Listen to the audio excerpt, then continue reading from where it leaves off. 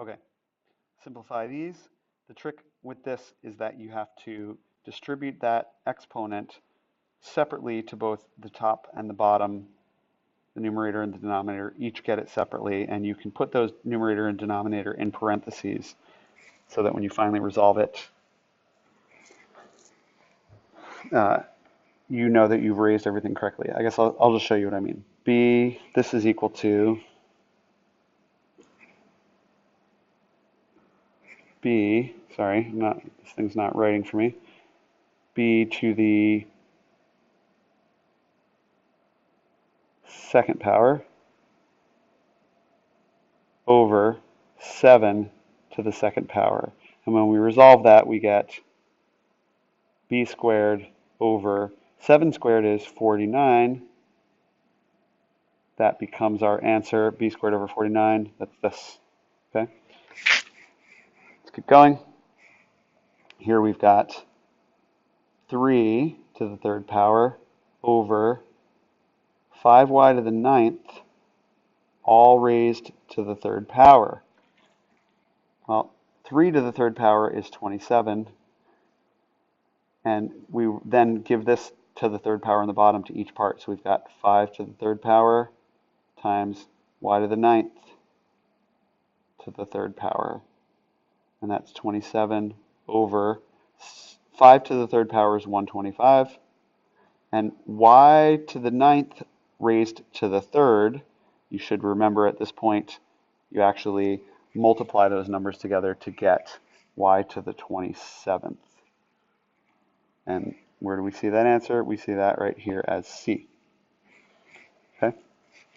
Something fun and interesting is going on here with number 26, which is if you have a negative exponent outside like this, and the fraction is the base, we will use the negative up by flipping this. So what we get is then 4c to the fifth on top over m cubed. You see now we've taken the reciprocal of that fraction, flipping it, and now it's just a positive 4. Okay? So you should see the negatives in an exponent separately from the number itself that's there. And so the negative told us to flip that or do the reciprocal of that. Now we can distribute that 4 to both top and bottom. We can say that's the same as 4c to the fifth raised to the fourth over m cubed raised to the fourth. And then each piece gets it. 4 to the fourth times c to the fifth to the fourth over m cubed right to the fourth. We'll simplify that in the next step.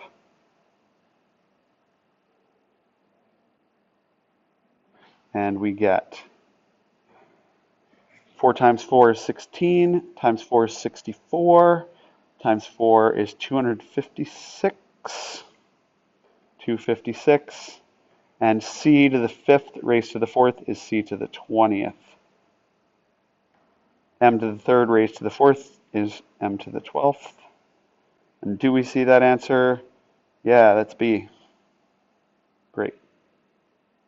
We're going to do that same thing one last time down on the bottom. We're going to first use that negative part of the exponent up by taking the reciprocal. So what we've got then is 8j to the fourth on top, and we can raise it to the positive third power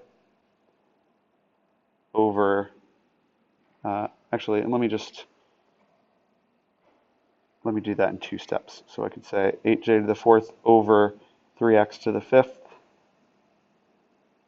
raised to the positive 3. So the only thing that I've done in that step is that I've used the negative up to flip that fractional base.